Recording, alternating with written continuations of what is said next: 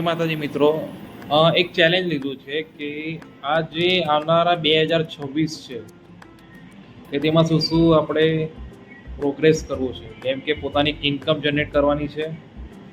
Second કે ભાઈ સપનું દરેકનું હોય ઘર. થર્ડ, પોતાનો સારો એવો બિઝનેસ સેટઅપ કે જે પોતે પોતાની સ્કિલ બનાવી વગેરે કોઈ પણ. આ એક 3 વસ્તુ છે ને કોમન છે, પણ 3 વસ્તુ રિયલીમાં લાઈફ માટે બહુ જરૂરી છે. એટલે હવે ડેલી આપણે કામ કરીએ ને કંટાળો આવવાનો જ છે કંઈ પણ કરીને. તો હવે વિચારી લો કે કંટાળો આવે ને તો પહેલાં એ જ વિચારો ભાઈ ઘર છે, બિઝનેસ છે,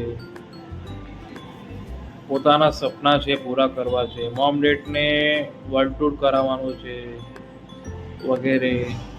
એટલે સપના છે મોટા, મહેનત બી એવી માંગે આવે.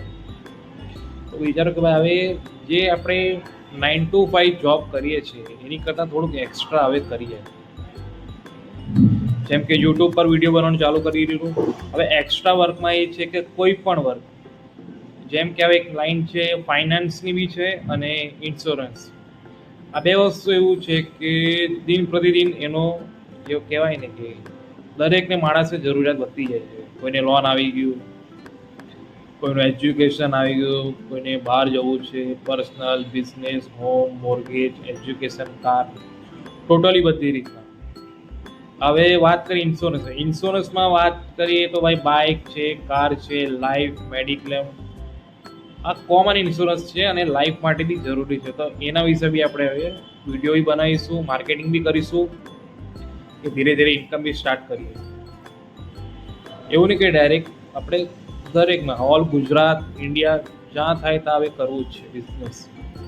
કારણ કે સપનાનું ઘર તો બનાવવું જ છે, પોતાનો બિઝનેસ બી સારો કરો, સારી એવી ઇન્કમ બી કરવી છે, મહેનત તો કરવી જ પડશે કંઈ પણ થાય. એટલે હવે પાછળ ગીવઅપ નથી કરવું, હવે મહેનત પૂરી કરવી છે. રોજ સવારે વહેલું ઉઠવાનું છે, રોજ વર્કઆઉટ કરવાનું, સારું ડાયટ લેવાનું છે, રોજ ડેલી જ એ જ વર્ક.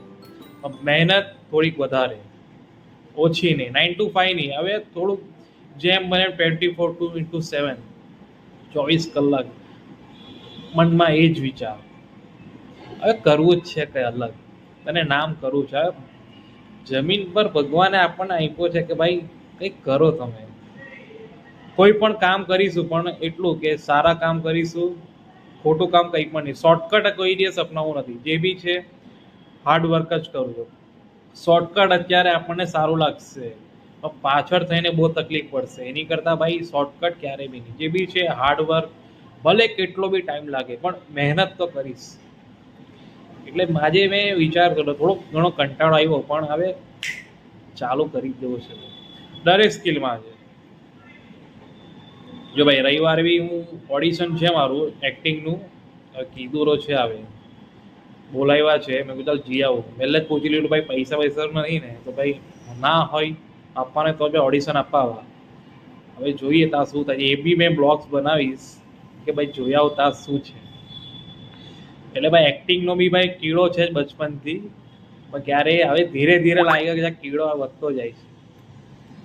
એટલે ડેલી ભાઈ એમ પોતાને માનું છું કે સેલ્ફ રિસ્પેક્ટ પોતાની, રોજ પહેલાં પોતાને જો કે નહીં ભાઈ આઈના નહીં આવે, હા ભાઈ હવે ભાઈ ડેલી ગ્રોથ કરવાનો છે, ક્યારેય ગ્રોથ નથી ઘટાડવાનો. હવે શરમ, ડર બધું સાઈડ પર મૂકી દેવાનું છે. આળસ, ડર, શરમ ને એક ઊંઘ, આ વસ્તુને સાઈડ પર મૂકી દેવાની. નેગેટિવ લોકોથી ખુદ ભાઈ દૂર રહેવું છું જેમ બને એમ. ફ્રેન્ડ સર્કલ બી મારા કોઈ નથી અત્યારે, બિકોઝ મેં વધારે એકલા સાથે જ વધારે ટાઈમ કાઢું છું. મેન છે ફેમિલીને ભાઈ ટાઈમ આપું જ છું. અને જે આપણે ખુદ પોતે, એટલે પોતાને પહેલે ગ્રોથ કરીએ. જે મારી જૂની આદતો હતી એ બધી સુધારીને હવે નવું મારે વિચારું છું કે જૂનું બહુ જૂનું વિચાર્યું, હવે કંઈ નવું જ કરવું છે ને હટકે કરવું છે. લાઈફને ખેલાડીની જેમ જીવવું છે, નહીં કે કંઈ જોબ કરીને. હવે શરમ તો લાગે, મેં વિડીયો બનાવતો તો ભાઈ સ્ટાર્ટિંગમાં બહુ શરમ લાગી, પણ હવે ધીરે ધીરે શરમ લગભગ મને હટતી જાય છે. અંદરનો ડર છે ને હવે હટી ગયો છે. હવે એમ ખોલીને એમ વાત કરવાનું મન થાય કે નહીં, ખોલીને વાત કરું, કોઈ ડર નહીં. કારણ મોબાઈલ છે, વિડીયો બનાવવાનો છે, ઓફિસમાં બનાવો, ઘરે બનાવો, કંઈ પણ કશે ગયા, પણ હવે વિચાર છે કે પબ્લિકમાં ધીરે ધીરે એન્ટર્સ કરું મેં.